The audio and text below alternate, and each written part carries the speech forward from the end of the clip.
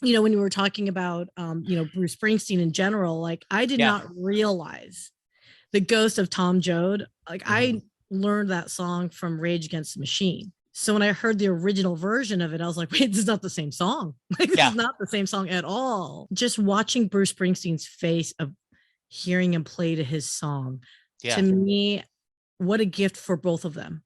Yeah. Right. That the composer should be gracious enough to let you riff on their song. And then vice versa, is Bruce Springsteen's a legend and you're playing on stage with him. That's just got to be the coolest feeling.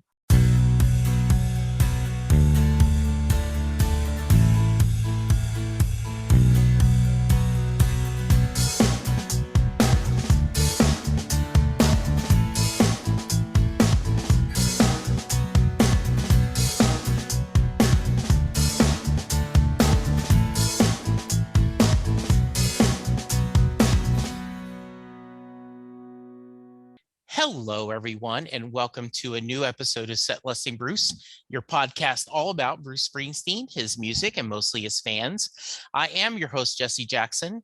We are getting off the Springsteen train tonight, though he will come up because he normally does.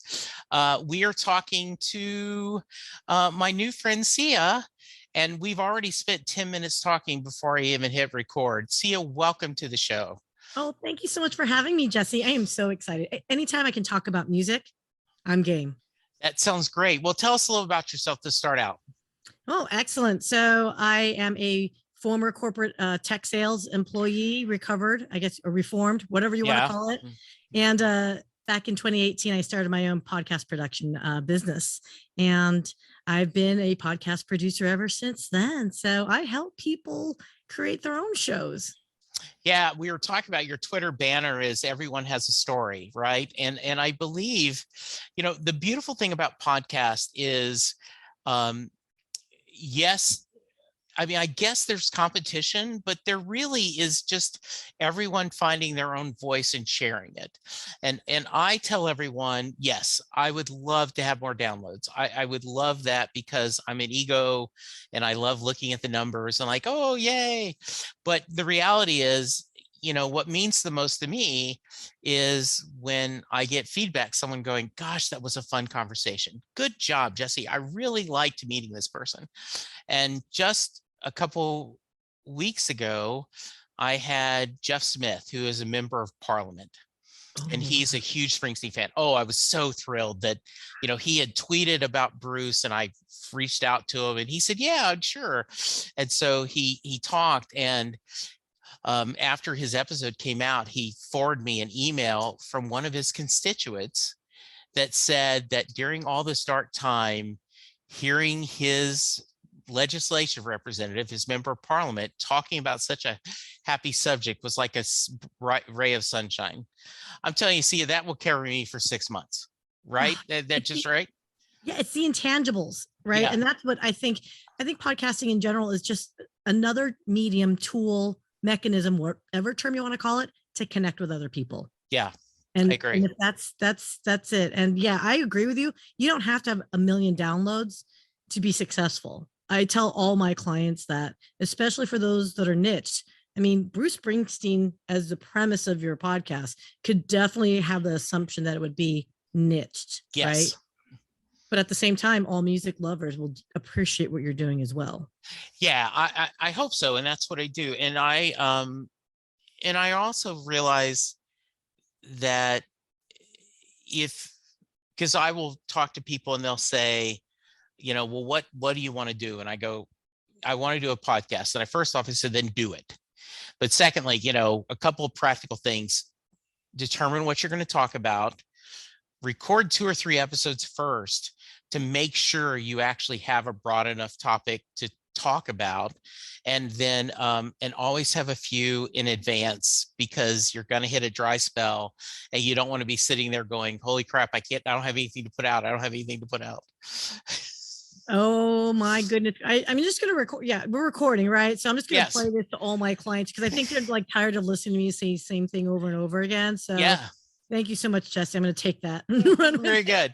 All right. So we're going to get back to your new gig, but I always like to start at the beginning. So talk about, where did you grow up and what kind of music did your family listen to? So I grew up in Orange County, California. Okay. Born in Florida, though. So I was born in Florida, Orange County, and grew up in Orange County, California. So I guess, and funny thing is, orange is not my favorite fruit, but that's neither here nor there. But no, my family, oh my goodness. So my parents are older. So, and they were immigrants from Thailand. Okay. And I could say my mom definitely was not Americanized. So I grew up listening to like Thai music from like the 50s and 40s. Right. It was, it's very interesting to hear the old time World War II, post World War II music in another language. And I didn't think twice about it at the time. My sister, my oldest sister, was 17 years older than me. And so she really Americanized us, if you will. And she was like my second mother. And I listened to a lot of Hall & Oates. She loved Hall & Oates. And yeah, no, Hall & Oates, a lot of Hall & Oates. Yeah. Oh, and the Carpenters, a lot of Carpenters.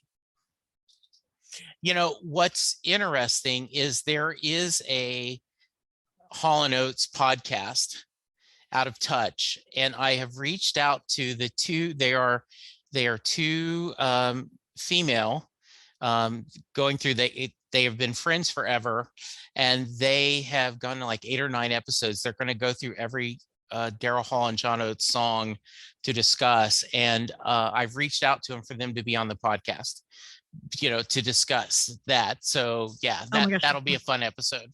Oh my gosh, that is totally, I can't even begin to tell you. I remember, because again, she was 17 years older than me. So by the time she was 21, I was like 4 years old. And I just remember, I think she just tasted alcohol for the first time. She was a bit sheltered. And I think I watched her get like a buzz for the first time, and she's singing Private Eyes over and over and over again. I was like, I used to like this song, and I'm just like staring at her going, and she was totally off key. So it was like, I kind of like the song when she's not singing along. Yeah. That is awesome. So how about your father? My dad, my dad was more of like musicals, I think. Okay. So he used to, like, when we grew up, he'd walk around with a mandolin, and he would just strum the mandolin like around. We had a pool, and we'd be swimming and whatnot. He would just walk around the pool playing the mandolin, and he would play a lot of stuff from The Sound of Music. That's so weird that you're asking me that, because what did my dad like? I don't know. Okay. Oh my gosh, I feel horrible now. Sorry, Dad. It's okay, Dad. We're good. She remembered you did the mandolin. Tried to teach you too. When did you? Where did you find your voice? Where did you find your music then? Talk to me about your teenage years? Is that when you're rebelling and you like is it the radio? What is it? Do you have older siblings that influenced you? Yeah. So I have 2 other sisters in between the oldest. And so I'm the 4th one.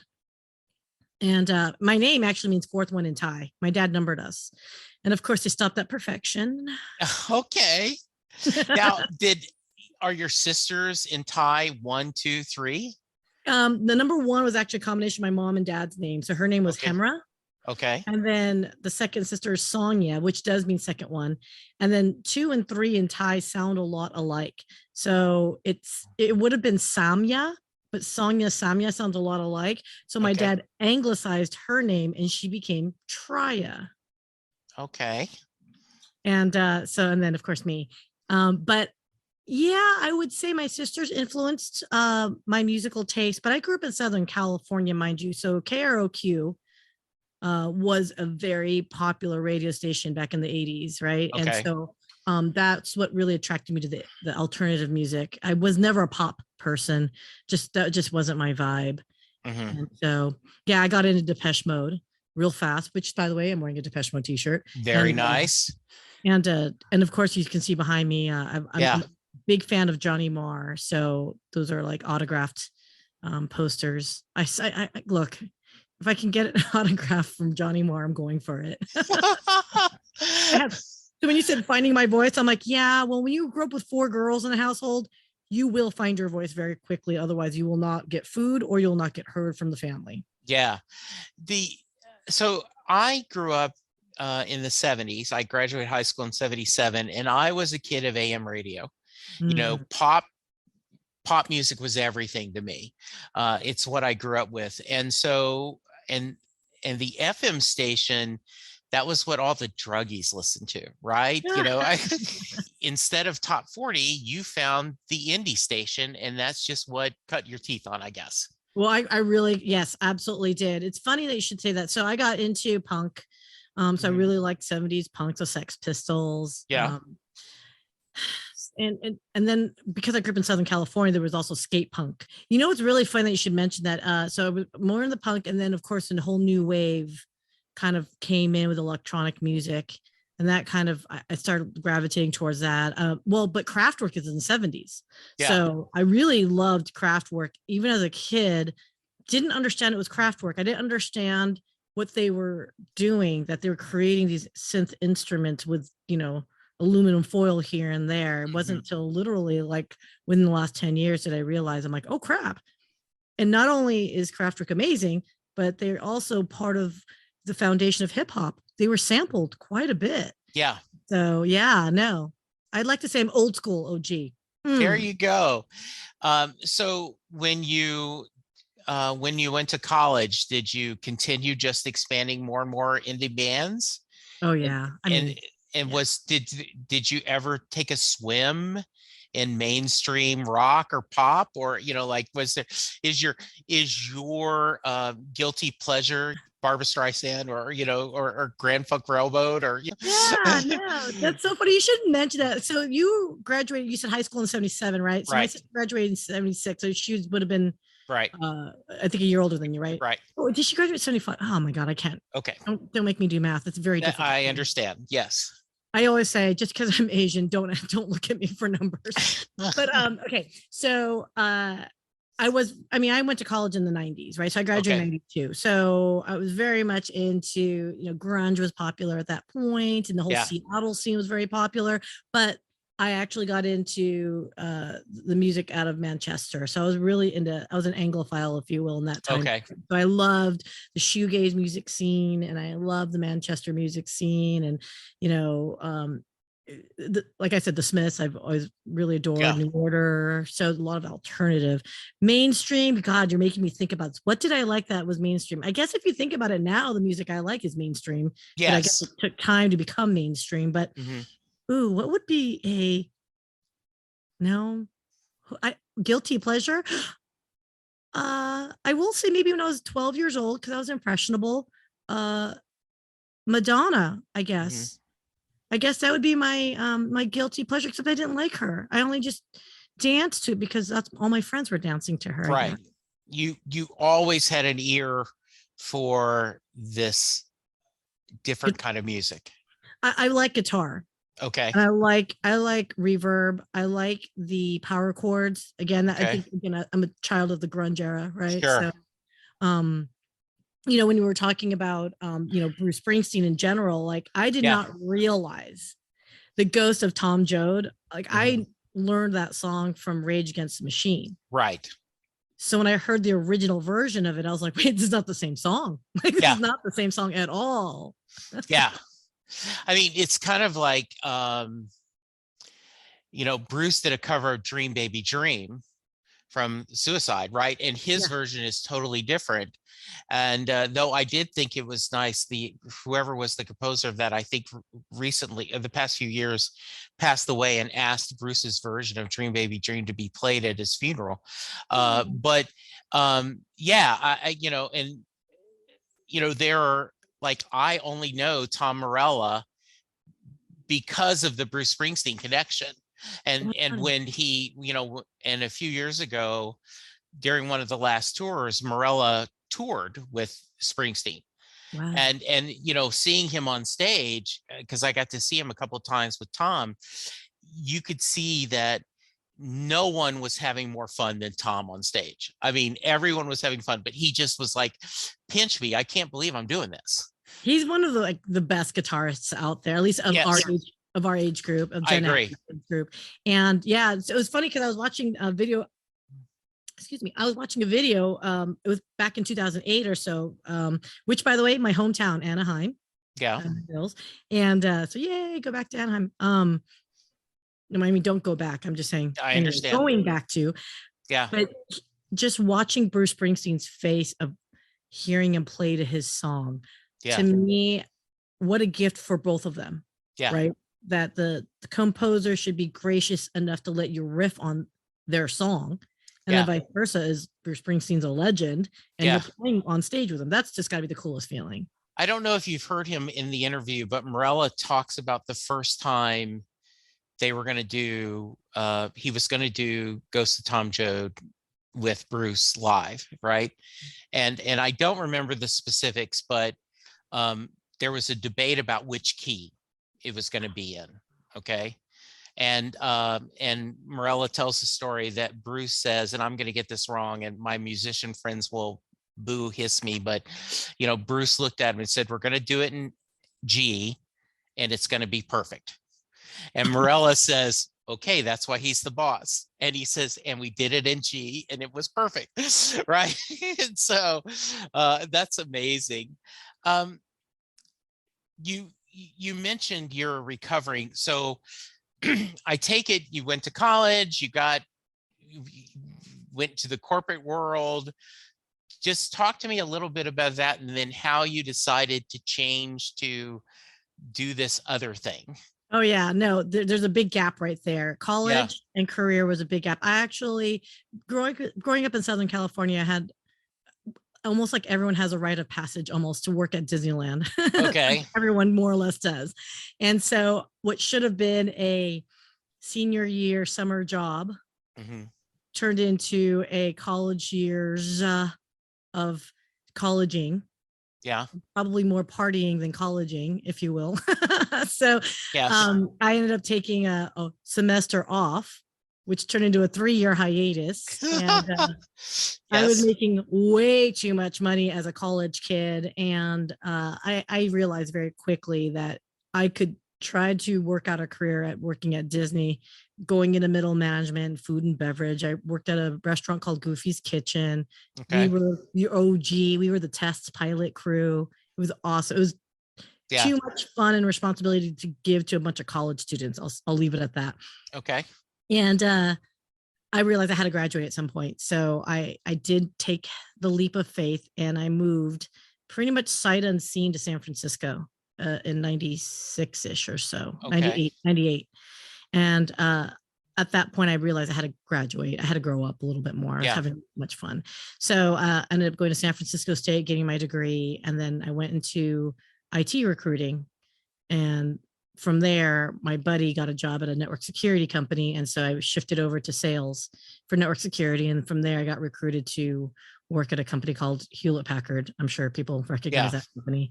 And I was doing wonderful data center services and sales. Woo. Sure. Yeah. Very sexy conversations, yeah. And I did that for a good 10 years or so too. So yeah, it's crazy fun. And then I was done.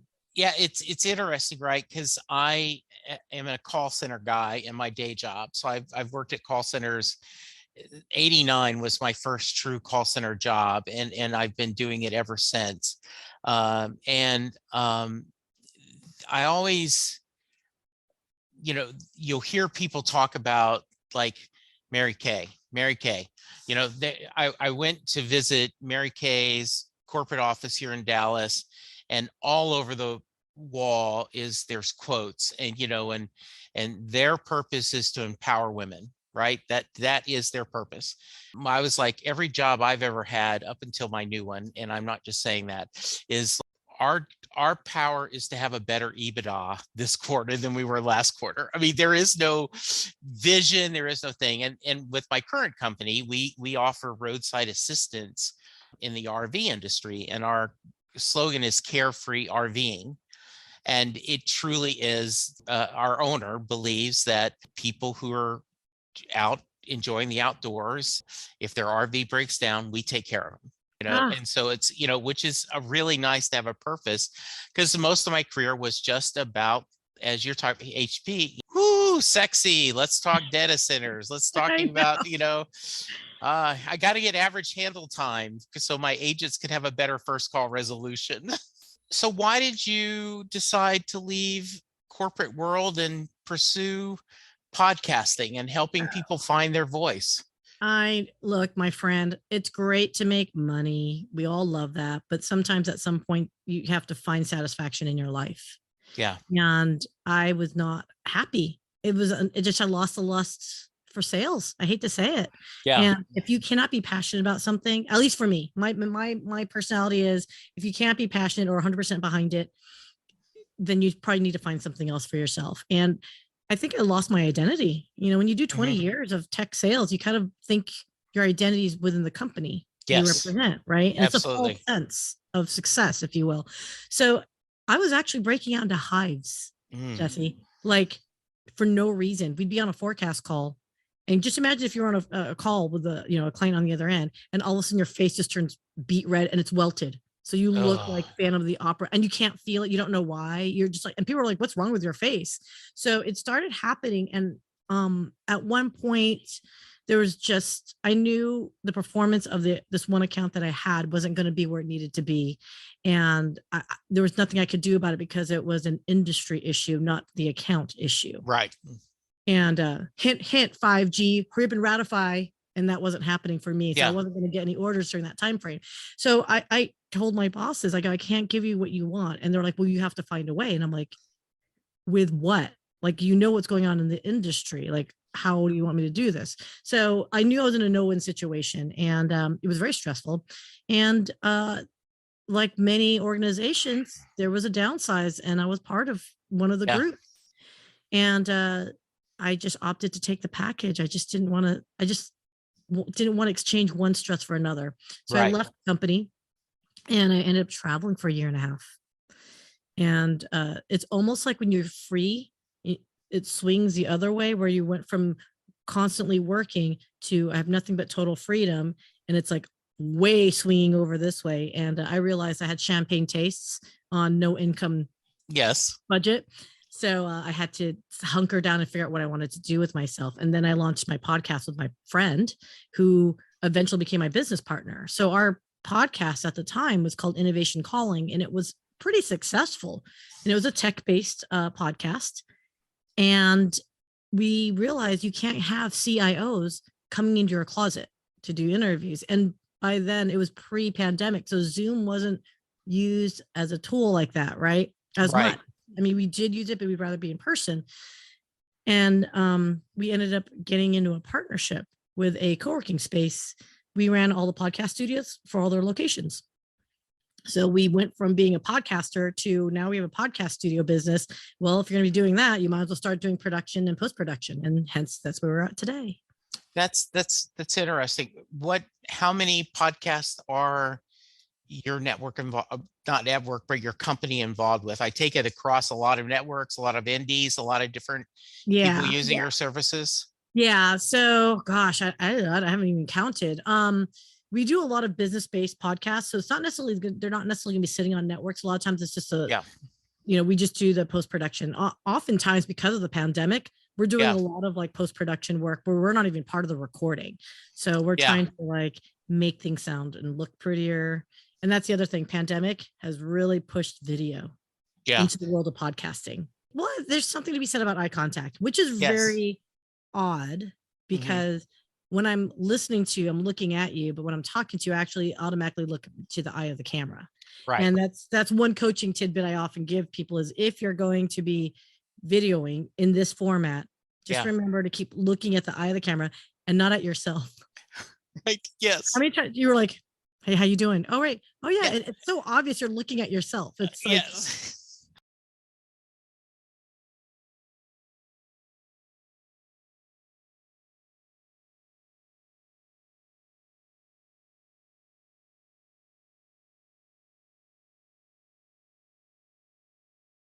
nice guy. And I met Johnny Marr too, by the way.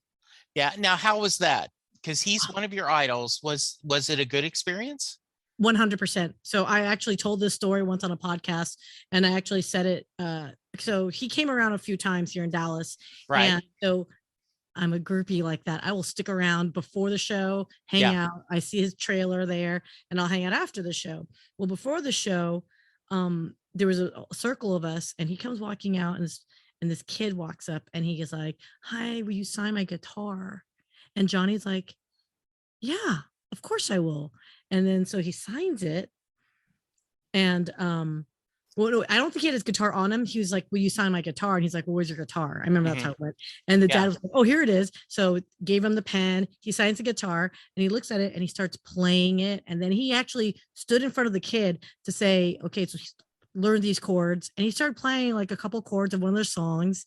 And everyone's just standing around like with video camera, like crying. This kid is so in awe.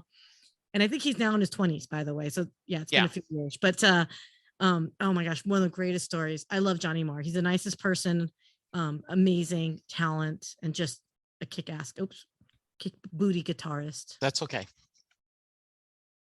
Okay, here's another question for you then, because you are on the phone all day long. Have you seen a change or improvement or a change in your communication skills?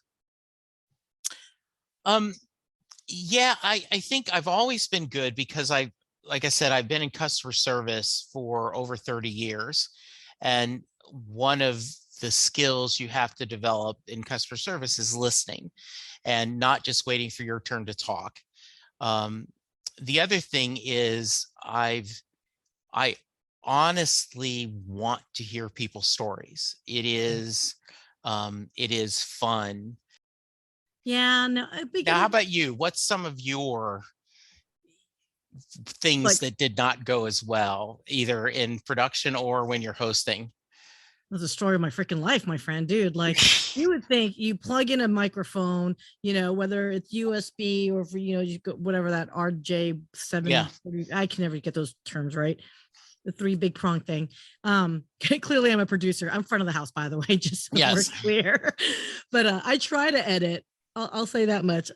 I'm good as an average editor, not a professional editor. So just to clarify, everyone listening, we have actual staff that edits our stuff. But my own productions, like my own personal vanity project, is all me. So you can make fun of it all you want. But I can't tell you how many times where things just don't want to work some days. You're like, what is going on here? Like, why is audition acting up, and why is my roadcaster being a pooper, and like you're adjusting knobs, like turning it on again and off. And maybe it's me, because I'm though I sold technology, Jesse, let's be clear, I sold it. If I actually solved someone's problem, technically they had bigger issues. Yes, exactly. But no, a bad interview, I have to say, I am a reflection of the person in front of me. Okay. So if the person is subdued and they want to talk about, the chocolate sweaty balls and that monotone, I will try to slow down as much as I can, but I do slow down. I do kind of match that energy and I get a little bit more focused. I'm itching inside, of course, but sometimes some podcasts are more serious, right? The discussion needs to be a bit more appropriate. Right. Or I'm not vibing with the person with me very well, and I'm trying to find a way to match it. And I think that's a practice. I think you just have to keep doing it. I was suggested by someone that we should all, as podcast hosts, do improv. Yeah, I've heard that too. I could see that. And and that's why I kind of focus on, I always send out an agenda, but I go, this is just a starting point. And my favorite are the people who answer all the questions in advance and email me back. And I'm like, no, thank you. I really appreciate it. But, I'm not going to read this now because I want I'm not as bad as Larry King. They used to say Larry King would never read the book or anything so that he could be spontaneous with the, his guest. But I will, if you have something specific, you go, oh, be sure and ask me about this, Jesse, then I will. But I kind of do that. No, I stopped doing the 10 questions like in advance. Yeah. Because you would typically be the worst interviews, because they see, oh, this is the next question, this is the next question, and they start answering all the questions before you can even ask them. Right. And it becomes a monologue, right? Yeah, and that's not good. I recommend to our clients, depends on the personality, of course, right? But I personally do like themes or a topic and just keep it high level. And then it's my responsibility to learn how to dig in based on the responses. Right. But I will not do the 10 questions again. I mean, again, I know it's dependent on the person, but I've been ramrodded by too nervous people, like where they just get jittery and they just vomit. Yeah. What do you find how do you help your clients the most?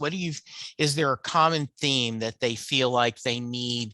You feel like almost everyone needs this in their tool bag for you to help them? Really find out who you are. Know what your why is when you're doing this podcast, right? And I know it sounds so like, everyone's saying find your why. But the truth of the matter is, if you don't know what your inspiration for something is, it's not I want to get 1 million downloads or I want $100 million contract, right? Those are what you want to achieve. The why is what gets you up in the morning where you're really having a poopy day and you're like, you know what? I need to record something, right? Or I have to, maybe you already had a pre-planned recording. Like, let's say you had the worst day today and then you're like, oh, poo, I've got to call Syya we're talking today, right? Yeah. Your why will usually be your inner fuel source to help you overcome raw emotions like that. Because emotions typically are temporary. Your why is your soul. And I usually challenge my clients to always say, write down why you're doing this. Because I assure you 100% of the time, there's going to be times they'll look at me and say like, dude, I don't want to do this, especially businesses. Yeah. We got to really hone them in on what is your message as far as what is it that your organization really wants to convey and what's the passion around it. And so, 100%, what's your why? And I know people think it's weird. Maybe call it hippy dippy, but I swear to God, the ones that actually nail it are the ones that are still broadcasting today. Well, it's because it's something that you're passionate about and you care about, right? Yeah. And there's nothing more glorious to me when making another human connection of someone that you don't even know, right? Like, I don't know you, we could have literally drove by each other today and not had a freaking clue, right? Right. And that's the weirdest thing about, I think now what the world needs now is love, sweet love. So, by the way, that's another thing you'll find about me as we get to know each other. I always have a song in my head. So if there's a lyric or a phrase, I will start singing that song. So it might be distracting and annoying to you, just warning you in advance. I will probably love that. Funny. Oh my gosh. You should do is, dude, I don't know if you probably have done this. Did you dress up as Bruce Springsteen for Halloween? I did not do that. What we did this last Halloween is, are you familiar with Ted Lasso? Yeah. Well, okay. I've not seen, but I'm familiar. Okay. All right. So my boss grew a beard and he was Coach Beard. And then one of my coworkers grew a mustache and he was Ted Lasso. And I am Higgins. So I wore a suit and so we three of us dressed up as Lasso.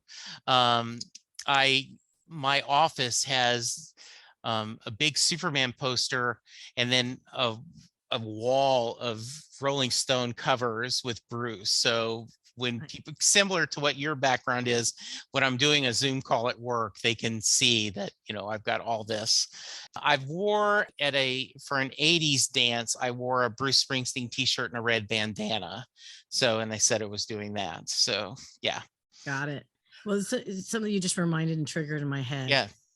So I went to London with in one of my travels. I was into genealogy. Okay. I picked up a hobby. That was one of the big things. When I left corporate, I was like, what is my identity? That was a very surreal moment in life when you think you're a normal person and you're like, wow, I have 0 hobbies in life. That was very sobering. And I decided to pick up genealogy and I did my boyfriend's family. And so we ended up going to England and Ireland to literally trace his family roots. And we actually found headstones of like relatives and stuff from like 1690s. Wow, that's pretty cool. Yeah, pretty freaking cool. Anyway, we did go to Abbey Road and I ended up buying, and you just reminded me, it should be hanging. I bought this the song sheet for, I think it was Let It Be. And it's like numbered, like, and I don't know where the hell I put it. Oh no. No, you need to find that. I know. I Yeah. spent money on that one too. I don't know where I put it. Oh my gosh. It's been a few years too. I never said I was smart with my stuff. Where do you, when you're going to see before the pandemic, where did you like to go for live music here in Dallas? Everywhere. Really? I have way too many t-shirts. That's healthy for a human. I think I probably have over 300 t-shirts. Okay. And so everywhere. So yes, the answer is yes. Wow. I mean, even, you know what? The next logical question is, okay, which is your favorite venue, right? Yes. The answer is yes. If I can see a band play, it could be like on the lawn in someone's backyard. It'll be my favorite concert ever. Like it's so bad. But I will say one of my top concerts is not even in any genre that I like.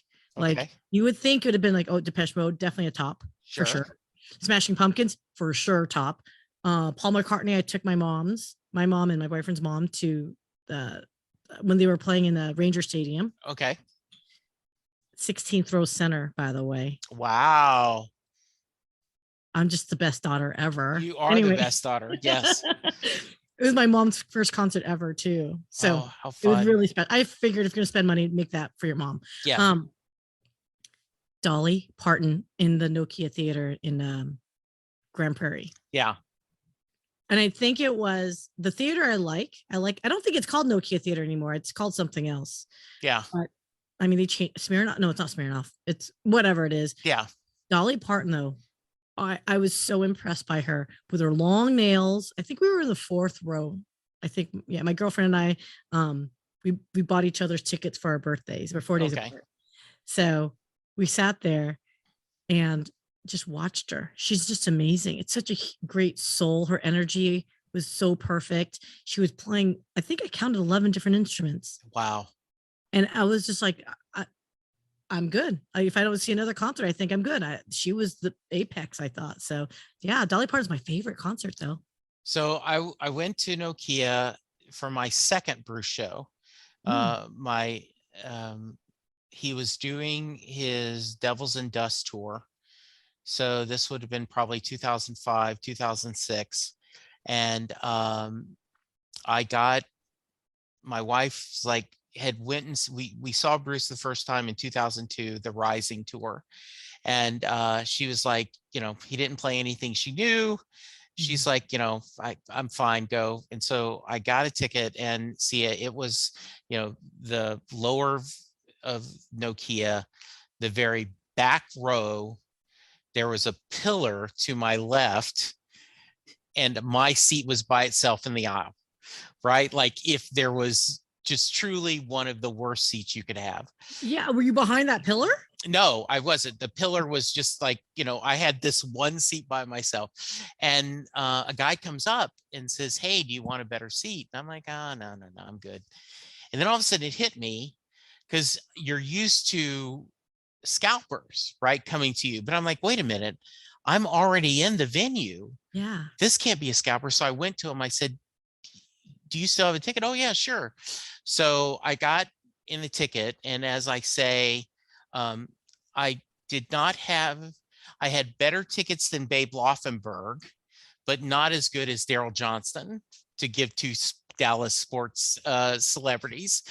So I was in the 4th or 5th row to see Bruce, and it was just him, his guitar, and a keyboard, and it was a really amazing show. Wow. So so I take it you've not seen Bruce perform live?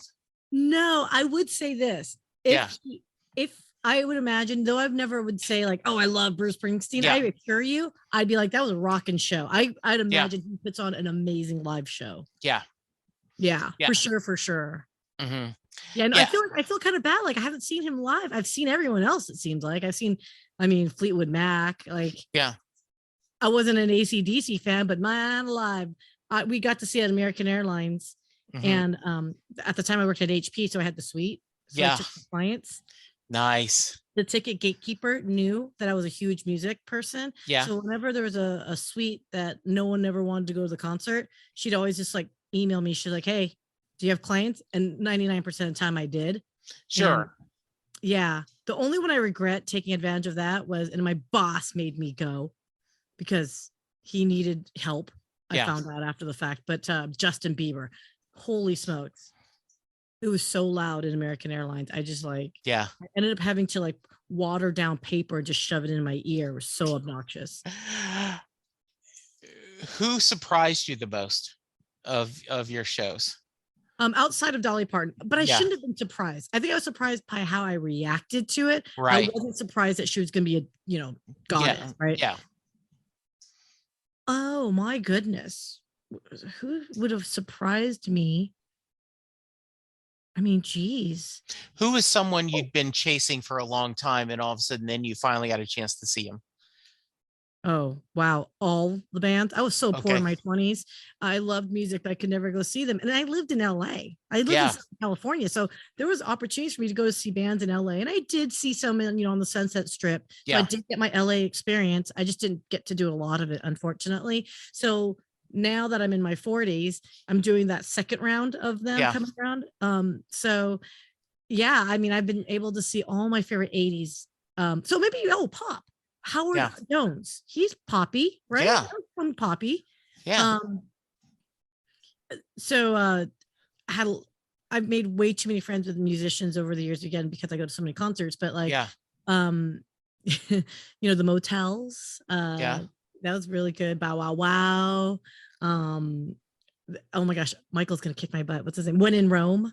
Yeah. That was like a one-hit wonder song band. Yeah. Sorry, Michael, but your music's good, but you guys are just known for The Promise. That's an English song, and it got popular because of Napoleon Dynamite. Right. Of course. Oh, Ride. Ride is like one of my favorite shoegaze bands out of England, and meeting those guys were amazing, gracious guys. A local band that I was really loving. I saw them in my 20s, and of course we're not going to remember. It's been 20 odd years. Yeah. Is a band out of Scranton, Pennsylvania, and it's oh my gosh, I'm looking at the Ocean Blue. Okay. And the lead singer is a lawyer. So when they're not touring, he's a lawyer. How fun. Yeah, no, it's crazy because he's like, the music is not going to pay the bills. And so he became a lawyer. So I don't know exactly what kind of law he practices, but it's always so fun, the secondary careers. Yeah. You guys have. Who haven't you seen that you want to see? Besides Bruce, obviously. Obviously, Bruce. I mean, look, no, I if I could show you my list, I did research and prepared for you because I wanted to make sure I wasn't going to be boring for you. But I haven't seen. There's a lot of that past, like Tom Petty. Oh, there we go. That's a mainstream. Yeah. Tom Petty, I never got to see live. Right. Prince, I never got to see live. But he's not a guilty secret. Prince is just amazing. Yeah, sure. David Bowie, I never got to see him live. Let's see. Rest in peace, Taylor Hawkins. I never got to see Foo Fighters live. Right. Gosh, who else have I haven't seen live? I've got 300 concert t-shirts. I don't know what that tells you. Go see a lot of shows. You're making me excited. So are you going to do you just have them on rotation? My shirts? The shirts? Oh, it's so bad. It's like, you'll know that I haven't done laundry when it gets wrinklier and wrinklier because they're at the bottom of the drawer. You can always make them into a quilt. There are services that do that if you send them all your t-shirts, they will build a quilt for you. Okay, that would assume I don't wear them anymore. I absolutely. It's like, now that I left corporate America, Mama is in t-shirts and yoga pants at home, or t-shirt and jeans walking out the door. Yes. Yeah. Very nice. I've always been a t-shirt and jeans person. I don't care for fashion. My sister used to call me fashion tragedy growing up. So that tells you about my fashion sense. So, and I think, after you're outside of corporate world, you don't care what people think of you as much. And again, I was in sales, so obviously different perspective, but I stopped doing my nails. Like, I only put makeup on because, the whole pandemic has forced us to look at ourselves a little bit differently. Right. I don't want to offend or scare you, so I do put makeup on for that. So no, that's okay. We are going to stop our conversation with Syya for now, but we still have lots more to talk about. Come back tomorrow for the second half. Thanks. Doing a podcast at times can be a one-way conversation, and I hate that. So please let me know what you like and don't like about the work I'm doing. You can reach the podcast via email at setlistingbruce@gmail.com. The show is on Twitter at setlistingbruce, and my personal Twitter is at jessejacksondfw. We have a website, www.setlistingbruce.com. From there, you can find links to other Springsteen podcasts as well as other music-themed podcasts. We have a page devoted to our own SLB All-Star Band. These are guests who have been on the podcast more than 3 times. There is a link to our store where you can purchase Set Listing Bruce shirts as well as a Mary Question t-shirt. There is a link to our Patreon page where you can sign up to help support the podcast financially. We have different levels and different rewards based on your support. If you don't have any extra cash, and right now who does, you can support the podcast by subscribing via your favorite podcast player and leaving us a review. The more reviews we have, the easier it is for people to find us. And please tell a friend about the podcast, especially if they love Bruce or music, because it will make a difference.